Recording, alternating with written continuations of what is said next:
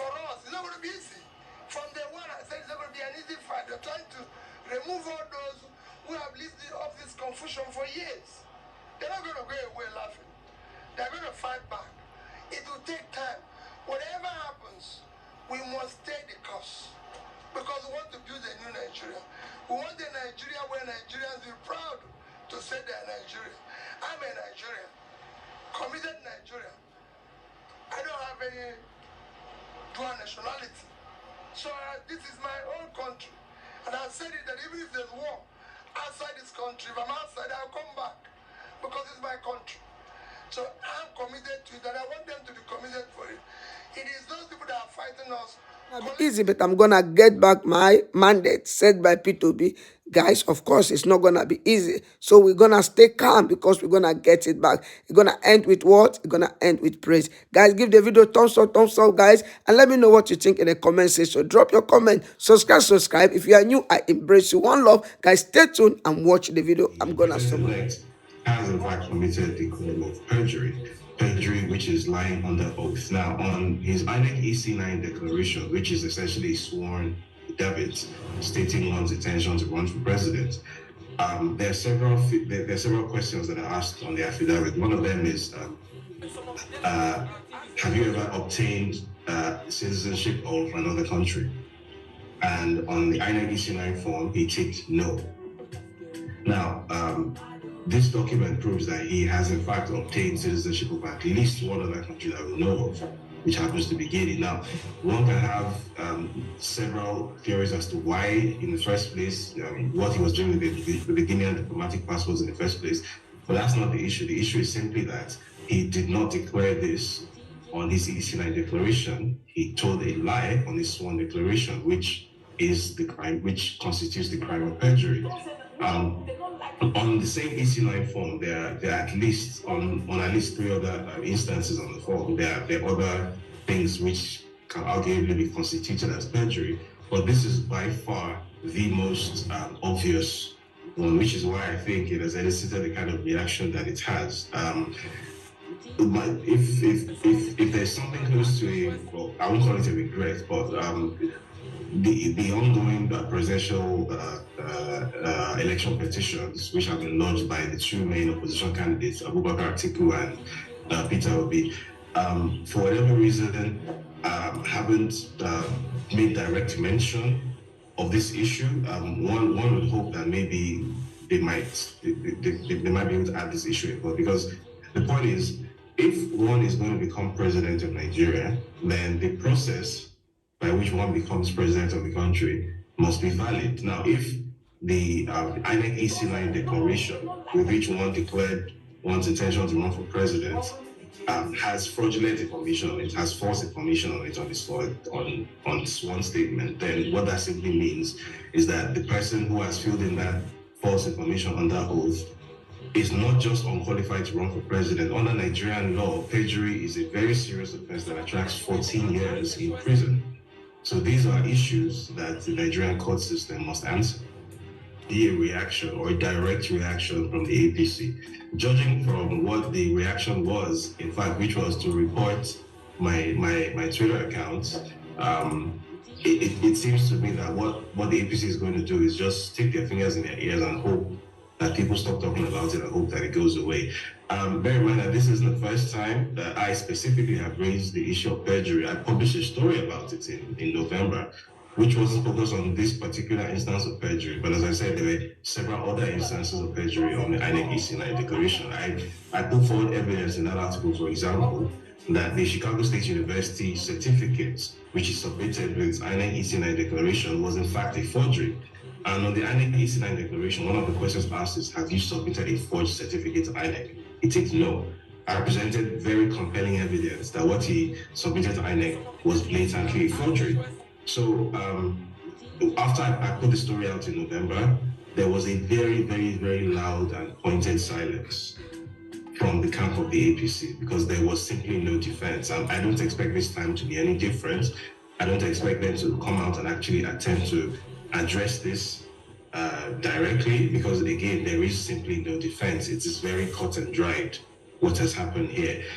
What I suspect will happen is more people will continue doing what the outgoing Minister of Works did in his most recent TV appearance, where he sort of obfuscated the issue and started sort of raising a related issue, which is more or less a red herring, which is the issue of whether under the Constitution someone with dual nationality is allowed to run for president. The reason I call that a red herring is that there is actually some it's a legal gray area. So there's, I believe, Section 38 of the Constitution, which states that someone who is running for president is not allowed to have dual citizenship, except they had that citizenship from birth.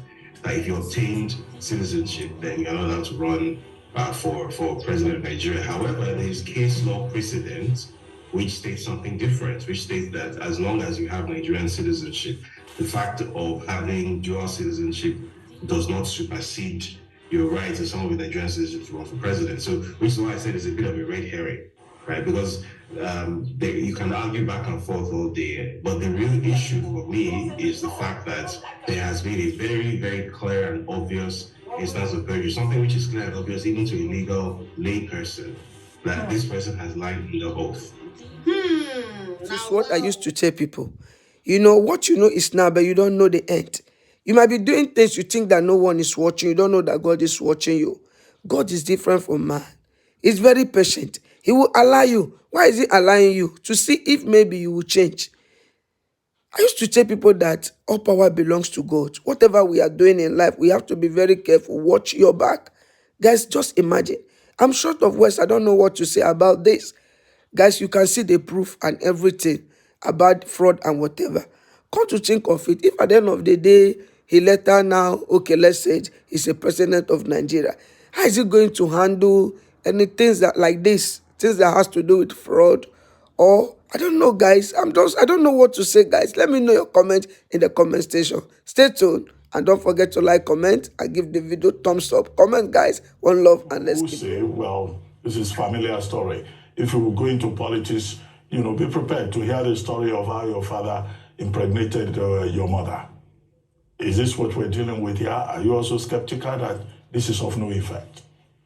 So the point of doing this story wasn't really to get some sort of response from INEC or the authorities, because we know there's a good chance it's not going to happen. The point of this was to speak directly to the Nigerian electorate, to those who are going to vote next year. Unfortunately, I'm not going to be able to vote because I'm not going to be in Nigeria and diasporans can't vote. But for those who are going to be able to vote, that they should be suitably informed about this character who wants to be their president. Because, coming from the situation we are coming from in 2015, the accepted narrative now is that people didn't know. I still beg to disagree, but the accepted narrative now is that people didn't know. People didn't have information. People didn't know the kinds of people they were dealing with at the time. So, but now I think, at this time in the information age that we live in now, at a time when statistically most Nigerians have a smartphone, most Nigerians have high-speed, cheap internet access, I think there is no excuse now for people not being armed with the information that they need to make better choices, right? I obviously have a political preference, which I have not been shy to express.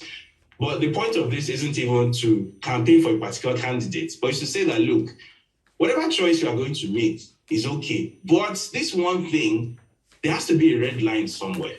There has to be a line that you can't cross, that, okay, I can deal with certain levels of baggage, but this person or this level of baggage is too much for me. This is far too much of it. Like, this person is not fit to be my president. This is not mere controversy. This is not mere political gimmickry and gamesmanship. This is an actual existential threat. Okay. Over $1.4 million in his account, because the math simply don't add up, right? The story he has told in public before is that, he used to be a consultant working at Deloitte, and that he was working on an engagement at Saudi Aramco, and they paid him this fantastic bonus of $850,000 US, which is obviously a lie, because you do not get paid that kind of money in consultancy work.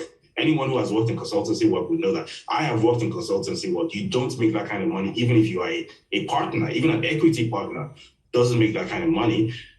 But then, just to confirm this, we took the extraordinary step of hiring a private investigator in Chicago who retained a law firm that actually subpoenaed Deloitte LLP that, okay, please provide records of this person. We want to see proof of this guy's employment and his staff payment details to corroborate the story.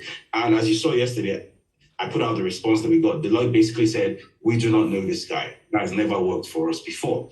So Femi Fani-Kayode needs to explain exactly how it is that if somebody is owing $460,000 in tax, apparently, on an income of $28,800 per annum, the maths are not adding up.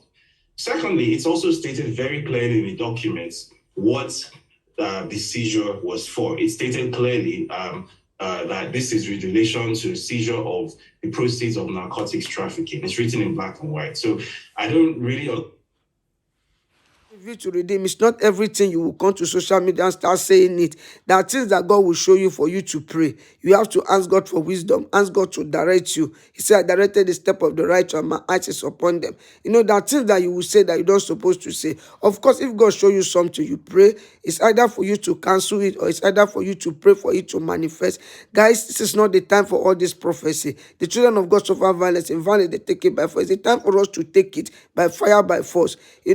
All this prophecy, guys, I'm tired of all this prophecy. Okay, guys, let me know your take in the comment section. One love, guys, and let's keep rolling. At the end of this video, thanks for watching. See you in the next one. Don't forget to press the bell notification so that each time I post a video, you'll be notified. And if you are new in my channel, you're highly welcome. Thanks for supporting me. I still remember your girl Chichi Nwachuku in the building. Like, subscribe, share the video, let it go viral, guys.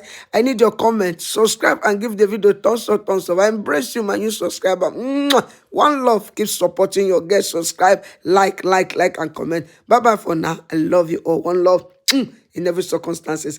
Be strong in the Lord and never you give up.